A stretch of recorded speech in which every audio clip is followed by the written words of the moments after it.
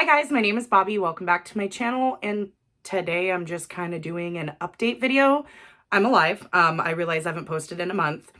I was going to post a November TBR and then decided not to because, oh no, wait, I had filmed it. I filmed it, but it wasn't even a TBR. It was me just being a broken record and saying, I'm in a slump. I've been in a slump for a while. I have no desire to read. And at that time I did not. Nothing looked good. Nothing on my Kindle, nothing on my shelves, nothing on Scribd, Audible, anything looked good.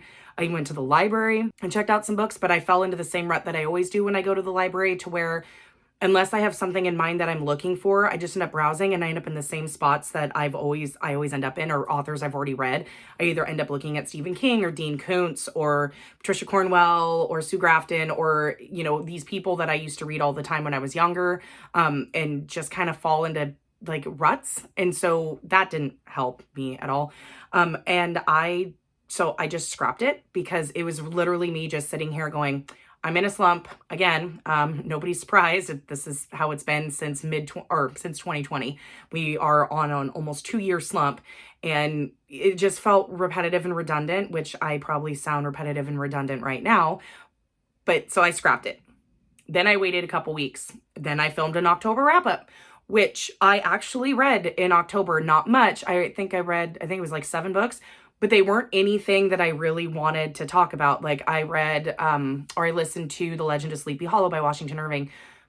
It's like 45 minutes long. It was great. I enjoyed it. So I listened to that. I listened to a couple of true crime books that were literally cut and paste, almost podcast style, where it just told you about the case, what happened in the end. It wasn't anything deep, or like some of the true crime books that you see that are way more intense. It's not. I read like 3 or 4 of those. I read a novelization of the 2 Ghostbusters movies. I listened to it on audio. It was okay. The movies are better. The narrators weren't that great. I wish it would have been a full cast, because then it would have been a little bit more believable. And especially, they couldn't, I mean, I know the actors wouldn't have wanted to do it, but I think that's what made it so hard, is that this is a novelization of a movie and you hear those actors' voices in your head. Like Ghostbusters is one of my favorite movies ever. I know every word verbatim. And like I wanted to marry Egon Spengler when I was a child. Like I loved Harold Ramis, and it's, you know, for me, it was just like, okay, it's all right. It was something to listen to, but it was something I didn't have to pay attention to because I know those movies like the back of my hand. So if I zoned out or wasn't really paying attention, it didn't really matter. And then there was only, where is it? There was only one real book that I read that I actually wanted to talk about and had thoughts on, because it was a 5-star and it had been forever. And I was hoping that reading this book would help propel me into like wanting to pick up and read more, and it didn't. Instead, it made the slump worse because it was so good. I had a book hangover, and then I just didn't want to read. But I want to talk about it, and that's what ended up being most of my October wrap up. But I ended up scrapping that because I didn't like how I sounded. I went too deep into spoilers on the book, and then it just was an editing nightmare. So I decided to scrap it and then post this instead. But the book is The Devil All the Time by Donald Ray Pollock. This was a birthday gift from Vicky. Vicky chose this as a 5-star prediction, and she was correct. It was 5 stars. I don't know how to describe this book. Like, you can't even talk about it with somebody unless they've read it, because it's so intricate. For how short it is, it's just over 300 pages, but you follow, like, what is it, 6 different people about, let's see, there's just, I can't even count them all. There's so many people, and they're all so interwoven together in the story that it's hard to talk about it or even describe it unless somebody has read it. So the best way I can describe this is it's one of the most fucked up, twisted coming of age stories I think I've ever read. I'm not usually big on coming of age stories. They kind of tend to bore me. Like, I'm not really big on the sappy, like, you know, oh, he learned some really good life lessons and he got to here and he suffered some tragedy. Like, it's not something I really like to read. Now I understand why Vicky likes this, because it's a coming of age story and she loves coming of age stories. This is so fucked up. Like, I don't think it's classified as horror. Maybe. I wouldn't consider it horror, but it's got some horrific things in it. So this, I guess the main character is Irving. He's the one that's having the coming of age time. a really fucked up journey that he goes on. And he's the only person in the story that you want to root for. He's not necessarily a very, I don't like to say he's not a good person because I think he is. This is one of those ones where you sympathize with somebody who is not necessarily a desirable human. And that's Arvin. I mean, Arvin, I don't think is a bad person after reading the book. I think he did what he did because he had to. Like, he didn't have a choice. He didn't want to do these things, but he had to because the other people that he did the things to were way worse people than him, which sounds kind of convoluted because I don't want to spoil it. Okay, mild spoiler for like 5 seconds. Arvin kills 4 people. Okay. And in this journey, as he kills these people, he doesn't kill them because he has to, or no, he doesn't kill them because he wants to, or because he's a serial killer, or because he's demented. It's kind of Dexter-esque in that these people deserve to die, but it's not like Dexter in that he's a serial killer and has to kill these people to satisfy his urges, and he just picks people who deserve to die. It's more, this takes place in the 60s in West Virginia and Ohio. It's very much podunk, hillbilly, backwoods. I hate using this, but it is. It's very sheltered. These people, like, the only thing they do is they get married, they have kids, and they go to church, and that's about it. And Arvin comes from a family where he lost both of his parents very young. I won't go too much into detail about that because that happens pretty early on in the book. He loses them both when was he 10, 11, 12, like right around there, 10, 11, something like that. He ends up living that's in Ohio. He ends up living with his grandma in West Virginia. There's another girl that's living there that is his age that she's taking care of. She has also lost both her parents in a very different way. You learn about that. They kind of bond like a brother and sister would. He feels very protective of her. Then something else happens. It's like this downhill shitstorm snowball that just keeps rolling downhill. And you feel bad for Arvin because this guy cannot catch a break. Nothing really good seems to happen in his life. It's always bad shit. And even though he tries to get away from the bad shit, it like follows him. And then you've got these other characters over here. You have a cop who's twisted. You have this couple who are serial killers who go out on the road, find young men, and murder them. And I won't go into the details on what that all entails because that's kind of spoilery and you just got to read it for yourself. And Arvin gets ended up twisted up with these people. Like, there's twisted preachers, 2 of them, that use people's faith as a way to fuck them over and to take advantage of them. And that is fucking twisted. This is only 300 pages. There's so much packed into this book, but it is written so well. And I listened on audio and the audio was fantastic. There's just so much in it, but it's written so well and it flows really well. And watching all these people who are out here living their separate lives, but are all connected in some way, and how they all worm together and end up connecting in the end all around Arvin in some way. It was really well written. It comes together really well. I liked the ending. It was one of those ones when I ended, I was like, okay, what the fuck did I just read? That was so fucking twisted. But on the other hand, that was fucking amazing. And then you also feel weird for loving a book that is so twisted and messed up, but it's good. I don't know.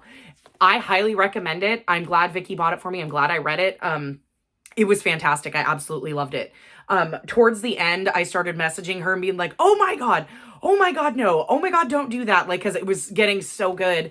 But it's tragic, as well. Like, it's just, I don't know what more to say about it. Just go fucking read it if you are not triggered by literally anything. Hello, Thunder's Tale. Are you going to come late because I'm filming? Always when I'm filming. So, trigger warnings. Let's see if I can get them all. There's so many. All right. Death of a parent, death by cancer, death by suicide, double death by suicide, accidental suicide, drug use, sexual assault of a minor, misuse of religion, imbalance of power by use of religion, Uh, necrophilia, murder in many forms, animal abuse, and well, not animal abuse, animal sacrifice. There's a couple scenes of animal sacrifice, so it's not on page, it's kind of off page, but you know what's happening. And then there is a glimpse of the aftermath. So if I know Mel, one of my friends, Mel, I talked to her and I'm trying to get her to read it. And that's the only thing that triggers her. It's very small. It's towards the beginning and it's very small, but yeah, it's pretty gory. Well, not gory. It's sad and it's gritty and it's so fucked up, but it's almost believable. Like you could believe that would happen. And if that's how shit was like back in the 50s and 60s in West Virginia and Ohio, it's like, Jesus fucking Christ, because it was pretty intense. But this was like the only book I really wanted to talk about because I loved it so much. And if you can handle it, I want people to go read it because it is one of the most fucked up coming of age stories I have ever read. So other than Devil All the Time, the other books that I read, I just didn't really want to talk about. And so after I had made my wrap up, I scrapped it. I literally deleted it before I started filming. So here we are. We are we are more than midway through November. Thanksgiving is a week from today, in the United States. And I, have not read anything. Wait, I take that back. I've read 100 pages of Death by Laura Thalassa, which is the 4th book in the Four Horsemen series. It came out November 7th or 9th, and I just picked it up 2 days ago. And I'm enjoying it, but I just have not wanted to read. I binged watched the entire series of the Gilmore Girls again, because it's a comfort show. I've been listening to a lot of podcasts, but nothing has jumped out at me as something that I want to read, and which sucks because I have so many books on my shelves that I do really want to read, but I just haven't had the drive or the motivation to sit down and read or to sit down and listen to an audiobook, and I don't understand why. And I was talking to some of my friends on Becca's Discord about it, and they're like, just don't force it. Just, when it happens, it happens. But I feel bad because I've been on BookTube now for 3 years, and I enjoy it. I love being here. I love making videos. I love talking about books. Though I'm not as consistent as other people, it's still, I enjoy talking about the books I read. Even if I were to just do a TBR and a wrap up every month, like just so I can talk about what I read. That was the whole point. I didn't do this to, make money or to, make a huge channel. I did this to make friends, which I have. I've made a lot of friends through BookTube, and to talk about books with people. And that's exactly what I've done. So the fact that I don't want to read, or I feel like my brain is just like switched off in that area right now, is really frustrating to me because I enjoy making content and I hate that I haven't really done anything at all really this year, and that my reading is really low. My first couple years of BookTube, I was reading like 90, 80 books a year. Now I'm almost to 50, which is like 30 less than I normally read. I'm just really frustrated. So the other day I sat there and the Goodreads Choice Awards have come out. Don't even get me started on those. But I was looking at the horror category and just to try to find, because I kind of felt like I've been in a horror mood, but it's hard for me to, like, I don't know if I'm just looking in the wrong places to find new good horror books to read that aren't the super commercial ones that everybody talks about. Like, I have no interest in reading Stephen Graham Jones, even though that's all everybody talks about. And like, I know King and I have tons of King that I need to read and stuff like that. I just want to find books that aren't talked about as much. So I was looking through and I found quite a few that sound really good. One I already have on my Kindle. It was one of the Kindle First books, like with Kindle Unlimited, that I got months ago when it came out. And then 2 of them were on Kindle Unlimited. So I downloaded those. So I've got those ready to go. And then I added a whole bunch to my wish list. So that kind of got me like feeling like I want to read, started catching up on BookTube, trying to get other people like what they're reading, trying to get me in the mood. And then I sat down and lay down and read in like an hour and a half, 114 pages of Death. So I'm trying to slowly get myself back into the reading mood. We only have about, 2 weeks left or so of the month. Probably won't get much read. I will still try to do a small wrap up. If I do, I want to try to finish Death at least, maybe read some of those horror books and just kind of see how I feel. I'm trying to just take the pressure off myself, not force myself to do anything, not force myself to read. If you guys have read any really good 5-star books that you've really loved that is in genres or something that you think I would really love, please let me know in the comments down below.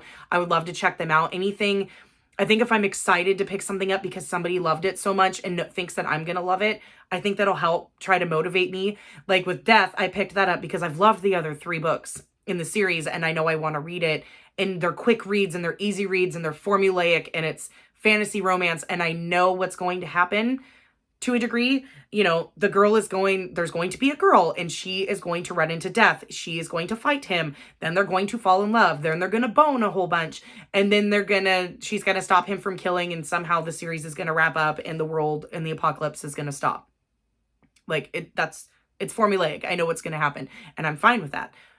But, you know, it's like, how are we going to get there? Because each one is different from the last. So that one was an easy pickup. So if you have any suggestions, I am so open to suggestions. Y'all know what I like and what I don't like. You know, I don't read contemporary unless it's like full of family drama and it's more of a literary fiction kind of setup. Think anything by Leanne Moriarty, where that's kind of like a contemporary literary fiction. Like, I love her. Stuff like that. Horror, mystery, thriller, if they're good. Fantasy, you know, the normal stuff that I like. Fantasy romance. I don't like traditional romance. Usually I find them boring, but I'm pretty open right now because I want to read so bad. Like, this is usually my favorite time of year to read. Like, it's dark out. Like, if I turn off my ring light, it is so fucking dark in here right now. And it is like 11 o'clock in the morning. Observe. It's pretty dark in here. So, you know, it's like cold out. We had a really nasty storm here a couple of days ago. There's major flooding in my area. So it's like the perfect, like, where you just put on an ASMR room and just read. And it's like, I want to, like, the part of my brain really wants to, and the other part's like, no, you don't. Like, if I'll sit down and read, then I get distracted or I put something down, and I need some help. So if you guys have any suggestions for me, I'm totally open. Please leave them down in the comments below. This is my little update. I got to talk about the book I wanted to talk about. This I will post right away. I will try to do a December TBR. Don't hold me to it though, because until I get back into the swing of things and I know there's going to be stuff that I really want to read, probably won't do end of the year videos like I usually do either, because I haven't really read enough to really warrant. Maybe I'll do a favorites video. I'll look through and there might be a couple favorites that I can go through and talk about. I don't think I've read enough to warrant like least favorites or worst books of the year. I look forward to those videos every year, watching them, making them. But, you know, when you've been in a slump for 2 years, makes it kind of hard to make those. But that's it. That's my little update. I am alive. I'm trying really hard to read. Kind of need your guys' help. Little push. Any suggestions, I'm totally open. Anything, like, if I can get at my library, Kindle, whatever, anything to try to help get me going. But that's it, guys. Go read Devil all the time if you haven't. And I will see you guys in the next one. Bye.